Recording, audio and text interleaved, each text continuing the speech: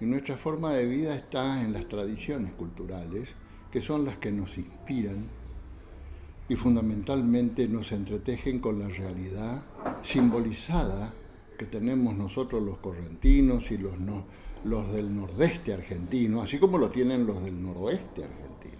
Y a partir de allí se teje eso que se viene cultivando, palabra esencial y fundamentalmente, vamos a decir que es el cimiento del término cultura, ¿no? La palabra cultura viene de la palabra cultivar, ¿no? Lo que constantemente nos están enseñando y es algo que aprehendemos, con H intermedia, de aprehender, ¿no? Por eso es que cuando nos tocan una música, algo que tiene que ver con el arte y que nos rememora ideas de nuestra juventud, se nos produce un fenómeno teteroizante, o sea, de escalofrío emocional que nos transporta vivencialmente a nuestras épocas de mayor juventud e incluso de la actualidad cuando ya somos gente más mayor. Entonces, eso plantea una esencia necesaria para el nivel de pertenencia de la persona.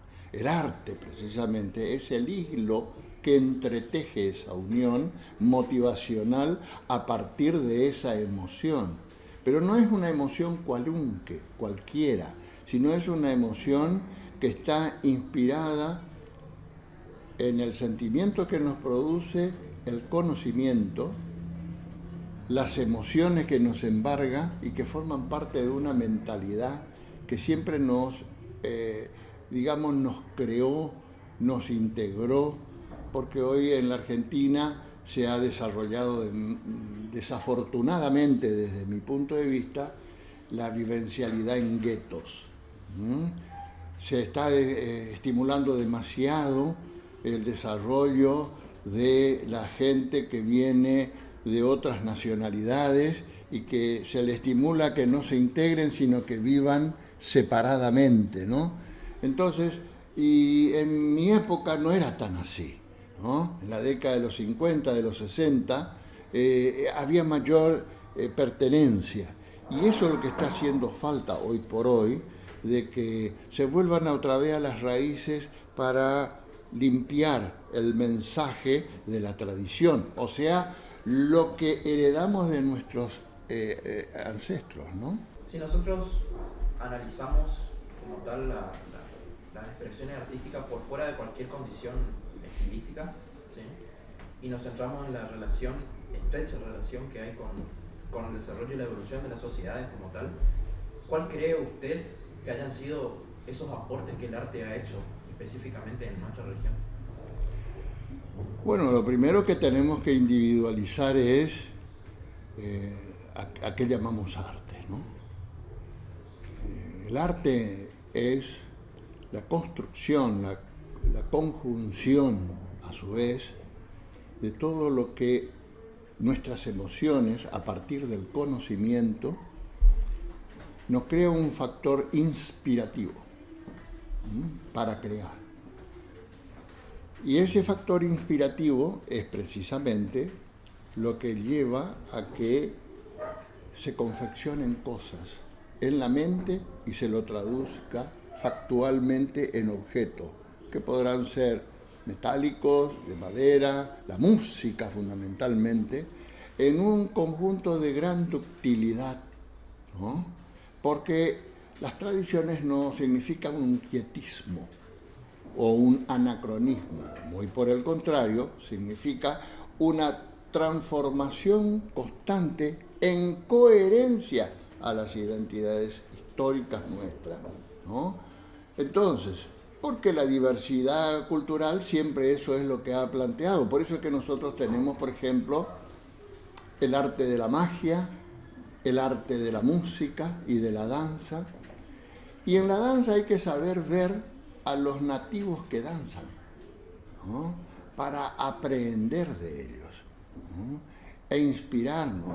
El arte de la ropa que nos identifica, ¿no? Es decir, la vestimenta del área de la gente del ámbito rural tiene todo un propósito que lo diferencia del ámbito urbano, que también tiene otro propósito. No nos olvidemos que hubo toda una conjunción entre lo indígena, lo hispánico y también lo africano, ¿no? Las tres patas de la identidad cultural correntina está asentado en eso. El más antiguo es el indígena.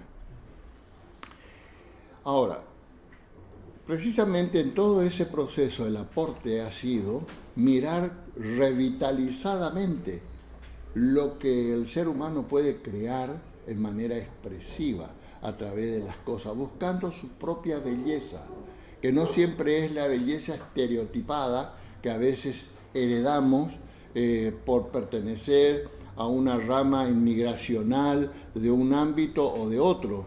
Es decir, cada ámbito geográfico tiene su propio sentido de la belleza, ¿no? Es decir, la belleza no es algo que se restringe a un patrón equilibrado de cosas, sino en el desequilibrio. Por eso es el impresionismo, ha manifestado de que en ese desequilibrio de cosas, entre colores, formas, fondo, está la propia armonía, y el arte se basa en la armonía. Y precisamente eso es algo que habría que empezar a desarrollarlo en nuestra textura cultural, que invita, impulsa, desarrolla a la creación de todo lo que sea el manifiesto cultural, ¿no es cierto? Entonces, fíjese que en el arte paleolítico, tanto europeo como en la región nuestra, está basado precisamente en lo que le inspira la naturaleza. Hay gente que, usted va a ver cuadros, por ejemplo, de hace 20 años atrás, que están basados en la inspiración que le produce el lapacho, por ejemplo, y sus colores, ¿no? Y el significado que le da, que se ayorna con la música y la musicalidad, ¿no? Como me decía un curandero a mí que me enseñó mucho, cuando él decía, el que te deja el tetero para defenderte, le decía, no en su expresión, porque vos fijate, escuchale a la naturaleza y va a ver que te canta, te inspira, te da. Dice, fíjate que allá, dice, vos fijate nomás allá el fondo, el Kaayara te dice cuándo tenés que ir y dónde hay que ir. ¿Por qué? Porque precisamente respetar las leyes de cuándo casar y cuándo no. O sea, hay un arte figurativo de la naturaleza que también tiene su propio lenguaje, que a la persona le hace crear. Tal es así que este señor solía cantarle, y solía cantarle con una hoja de naranjo, porque decía que el naranjo, con la inspiración del ser humano, cura, limpia, ¿no? Quita las maldades. Y ahí hay todo un arte también, ¿no? Eso es lo que quiero significar. El arte no se reduce a unas cuantas cuestiones ya preprogramadas, porque donde entramos en lo preprogramado del arte, el arte dejó de existir, entró en estado de coma, ¿no? Y precisamente acá lo que tenemos que es impulsar la capacidad creativa, pero con búsqueda de un mejor perfeccionamiento en lo que es su propia característica del quien lo crea, ¿no? Por eso vamos a ver, y acá habría que trabajarlo mucho todavía, y es algo que nos está haciendo bastante falta, no solamente en Corrientes, sino es una cuestión regional, ¿no? Por eso me parece tan bueno la idea de que existe un área en el que precisamente se esté tratando de impulsar todo este tipo de cosas, porque es una necesidad para nosotros, ¿no? Es algo como que nos falta un pedazo, ¿no? Me quedé con eso que decía de un poco desarrollar esa sensibilidad por la naturaleza, esa percepción que es tan nuestra que por ahí se ha ido despojando por ahí del inconsciente de la gente. Pero yo soy un creyente que eso es quizás también algo inherente a nosotros, está dentro nuestro. Yo soy una persona que me crié en ciudad, que no conocí lo que es un arenal, jugar en eso, y sin embargo por ahí uno escucha. Yo soy un gran escuchador de chamamé, y escucho por ejemplo a Juan Carlos Jensen, por ejemplo, recitando. Hay un recitador que se llama Memorias Morcuyán, que yo lo escucho y lloro. Y jamás viví esa vivencia del pueblo. Sin embargo, hay alguna fibra que te llama a eso. Entonces, es importante como rescatar ese sentimiento. Hay un sentimiento muy profundo. Bueno, Burucuyá es un lugar, porque claro, gran parte de mi familia son todos burucuyanas, no todos los Sandoval Escuera son parientes nuestros, ¿no? Por ejemplo. Y nosotros, por ejemplo, siempre silbando bajito me voy de Cacatía en Burucuyá, por ejemplo. Ese es un tema hermoso porque a su vez el hecho de silbar, los grandes silbadores, son para comunicarse con la naturaleza de las aves, que forman parte del monte silvestre nativo, ¿no? Que hoy por hoy, por ejemplo, está en proceso de destrucción, ¿no? Entonces, ¿por qué en los supuestos bosques artificiales de pino y eucalipto no hay vida? Hay vida en el monte nativo, ¿no? Donde usted ve el pajarito, ve la mariposa, ve cuando la mariposa se posa en un lugar y con el ala es como que le está hablando, ¿no? Es decir, el panambí es así, ¿no? Y el aleteo del mainomb, o sea, el pájaro mosca o el picaflor, ¿cierto? Es también el mensajero, que la gente siempre lo ayorna con la simbolización de cada uno de esos, ¿no? Y dice, ahí el yara, o sea, el dueño del monte, el Kaayara, el dueño del monte, está hablando o le manda mensaje a sus hijos. ¿Y cuáles son sus hijos? La flor, por ejemplo, un árbol determinado que tiene flores en la copa, ¿no? Y por ejemplo la gente dice, en la copa de los árboles propios de nuestra zona es porque nosotros le agasajamos al Atupá, al Ñandebú Rubusú, o sea, al Dios grande, ¿no? Entonces le rendimos homenaje según la época. Por eso es que no hay que tocar nomás el árbol ese, por ejemplo, te dice el hombre de campo o de pueblos tradicionales, por ejemplo, porque no es exclusivo del campo, sino también. Entonces, ¿qué es lo que tenemos allí? Es como el hombre se entreteje con el arte. Y ese entretejido es lo que hay que empezar a hacer volver de nuevo. Y enseñar a los chicos que esa ave que canta es un regalo, no es un objeto de muerte. Es decir, los niños ondeadores aparecieron, ¿por qué? Porque se rompió el mito, ¿no? El mito que sanciona a aquel que se rebela contra la naturaleza matándola. O sea, existe todo un derecho basado en las costumbres que eso hay que volver a hacer reflotar de nuevo. Y eso es todo un arte, ¿no? Y la contemporaneidad del arte es tomar vigencia y verlo con nuevos ojos, pero sin olvidar el pasado histórico. Considerando la innumerable cantidad de elementos o bienes materiales e inmateriales de los que estuvimos charlando, que conforman todo este acervo regional, ¿cuál considera usted la manera más eficaz de preservar y de valorizar este patrimonio cultural? Conociéndola.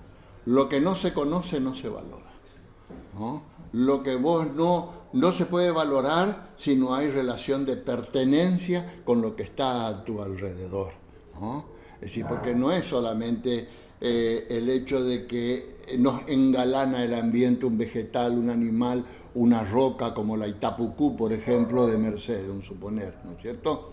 Sino es lo que le rodea a la piedra que crece, la piedra larga, Itapucú. Entonces, es todo el monte circundante y el lenguaje cultural que tiene inscripto. Tiene escritura que se estima por un colega mío que trabaja en la parte paleográfica de inscripciones en piedra en cerca de 4.000 años de antigüedad. O sea, no estamos hablando de 4 minutos o 4 años o 40 años, no, 4.000 años, ¿no? Entonces, ¿por qué? Porque esa misma piedra, a medida que vamos hacia su base, van cambiando los signos, los símbolos, ¿no? La famosa piedra Itajase, la piedra que llora, ¿no? ¿No? ¿Por qué? Porque le dan un valor y tiene su propia connotación de belleza en su condición de agreste, ¿no? Es decir, pero también es mágica. Forma parte de la medicina mágica, porque las personas que tienen problemas de vista o problemas de dolores de cabeza, por ejemplo, van y se mojan la vista, y es todo un proceso curativo, por ejemplo. Eso en el campo de la medicina mágica, que es muy abundante en Corrientes y tiene su propio arte. O sea, hay que volver a retomar estos conocimientos para no solamente preservar, guardar, sino impulsar. Nosotros vamos a salir al mundo impulsando lo que es propio nuestro, no con lo que es ajeno, ¿no? O sea, hoy nos estamos olvidando de muchas cosas por una invasión demasiado voraz y cruelmente despojadora de los pensamientos tradicionales nuestros, ¿no? Entonces hay festividades, por ejemplo, ¿no? ¿Acaso el hecho que un niño de 9 años pase con su hermanito en brazo, pagando un milagro, descalzo por el Tatá Yehazá, no es todo un arte en su creencia y en su manifiesto, ¿no? O sea, el concepto de arte es, primero y principal, es amplio. Eso es lo que quiero resaltar con toda esta explicación. Segundo, que hay que aprender a reconocer y conocer y transmitir esta. Porque si esta aguja de hilo invisible, conocido como el arte y la artisticidad, ¿no es cierto?, desaparece, va a desaparecer la sangre en el cuerpo. Es como que desapareciera la sangre en el cuerpo, ¿no? Es decir, nos quedamos medio secos y robotizados. Y hoy por hoy yo no lo veo con buenos ojos a esta exacerbación de lo robótico. Yo creo que el avance en la electrónica está muy bien, funciona, pero el chico tiene que aprender a saber maniobrar con la mano para hacer los trazos en el papel, ¿no? Tiene que aprender a escribir, tiene que aprender a leer, tiene que pensar. No, es decir, saltarse de lo mecánico. ¿Acaso el hecho de jugar al trompo o a la balita no hay todo un arte con reglas específicas, en donde se aprende precisamente a respetar las reglas, las normas acordadas por palabra, aun cuando el que pierda no le guste, ¿no? Pero tiene que obedecer, ¿no? Y eso es toda una enseñanza que se va forjando desde el mismo inicio.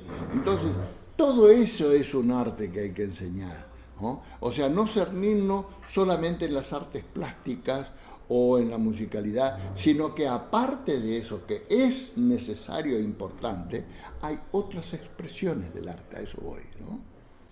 Teniendo en cuenta el material que estamos firmando, el material que estamos realizando, del que esta entrevista forma parte, y contemplando que quizás sea el primer contacto que muchos de estos estudiantes de nivel primario, de nivel inicial, de nivel secundario, tengan con respecto a la cultura de su provincia, ¿qué mensaje dejaría usted a estos jóvenes? Fundamentalmente, yo creo que el arte inspirativo se basa en la memoria, en lo que es la mente humana. La mente humana, que es algo que nunca la vemos, lo que vemos es una masa cefálica dentro de una caja craneana de hueso, ¿no es cierto? Pero la mente no la vemos, pero esa masa cefálica tiene zonas donde está